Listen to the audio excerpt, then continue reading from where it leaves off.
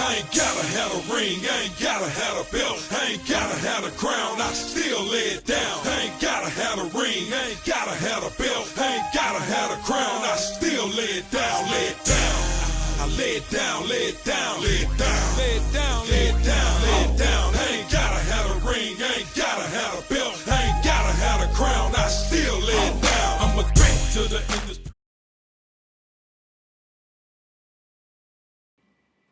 Hey people, what's going on? This is Jameel. Alright, so I want to tell more about my story and my adventures. Now, me getting into gang stalking, to me, isn't the most interesting thing. Gang stalking, to me, was very easy compared to what I had gone through before that. And everybody knows when I talk about my life-death situation, this was real, right off Hollywood Boulevard, on the Walk of Fame. Be the life-death situation against the top fraternal orders, against the top secret societies in the world. Not just Hollywood. Hollywood just a location that it happened at. Okay. So, in essence, I actually got to meet these people in the secret societies. And to let people know, this didn't happen by chance. I spent years studying conspiracies. I spent years researching and referencing, going through blogs on the internet.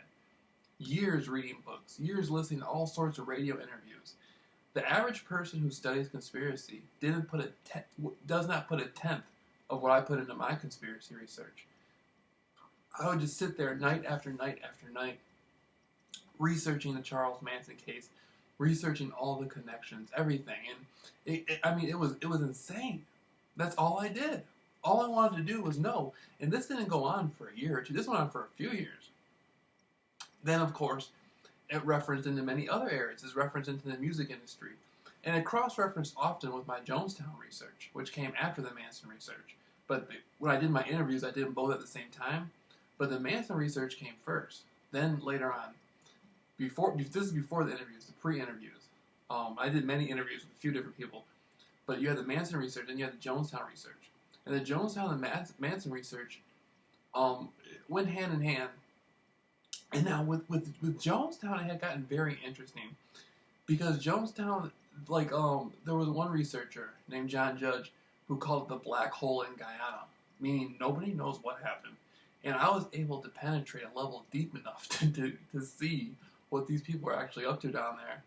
And when I went out and I did my interviews, again, the secret societies had heard it. So I ended up in Hollywood, and I ended up meeting the secret societies. And one of the individuals I came across was very, very intelligent and very well off and very mysterious, very, very powerful, but also very mysterious. And I could tell he was financially far more successful than me. He had much more, I couldn't compete with this man in any shape or way or form. He was a very, powerful man, very well-rounded. Well, he just on levels higher than me. But I could tell that he still had admired something about me. There was something about me that he admired. I think it was my thirst for the research, and for him to have to be involved. I think he realized it was pretty serious. The things I was talking about, the things that I knew, had went up the ladder to the point to where it had caused a major problem, and they needed to look at me immediately. And so this man, I could tell he even kind of felt sorry for me in a way. He almost felt like he'd probably tell that I was a good person at heart. And he, I don't know. I don't think, in essence, I don't think he really wanted to see anything bad happening. But I think this was a business type of thing. It had nothing to do with what he thought of me or not. This was strictly business. But anyway. I think in a way we kind of reminded each other of each other a little bit in some way. On some level, if that makes sense. Anyhow, so I end up seeing these guys, and at the time I'm being told things, I'm learning things, and I realized, why am I seeing all this?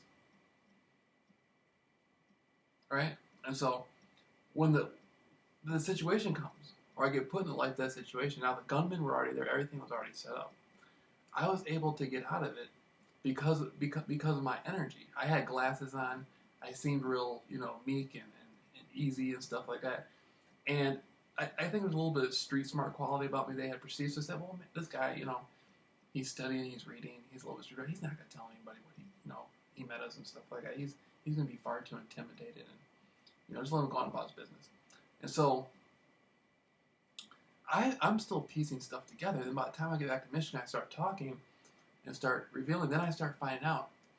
I know more. I'm learning more about what happened. I'm still learning what happened from my experience, my trip going there.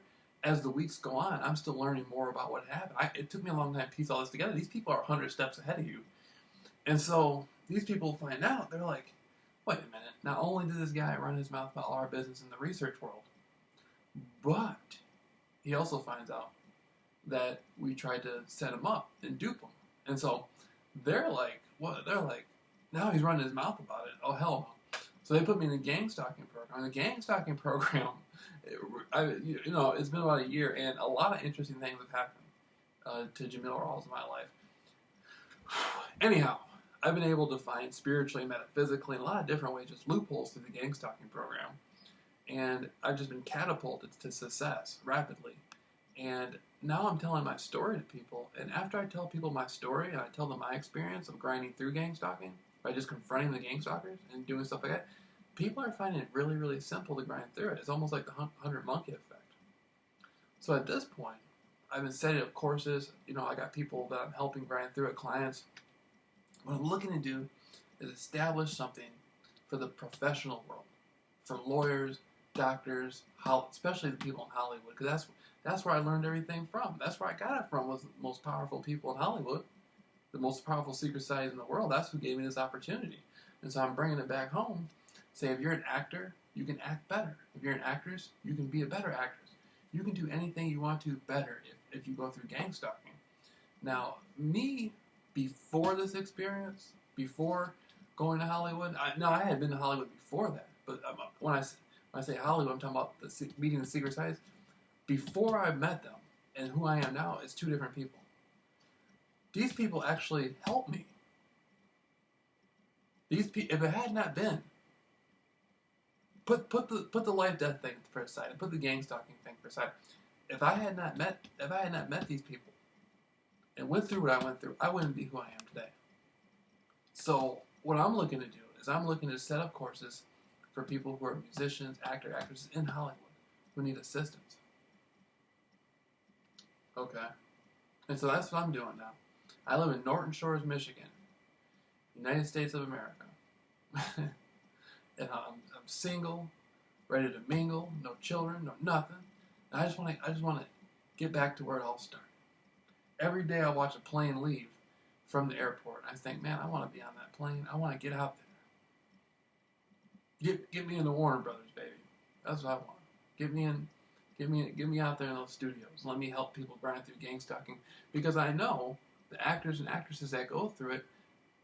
The gang stalking, it can't just be called. People aren't necessarily going to call off the gang stalking just because somebody has to do a movie. Get me in there. I'll help them grind through it no matter what. I had one guy. He was calling me. He was on they had him on 17 different kinds of medication, and he had to go see a therapist every day and tell the therapist gang stalking wasn't real. Then he said the gang stalking program sent him messages in his mind, voices, the voice of skull stuff. He had all this stuff going on. He talked to me for a few days, cut back on the medication by half. Now he's out there filming the gang stalkers, doing his own thing. He learned how to beat it. I didn't beat it for him. He beat it for himself. But he's grinding through it from my experience, from my help. And that's just over the phone. That ain't even in person. So get a hold of me. Jameel Rawls vs. Gang Stalking at Gmail.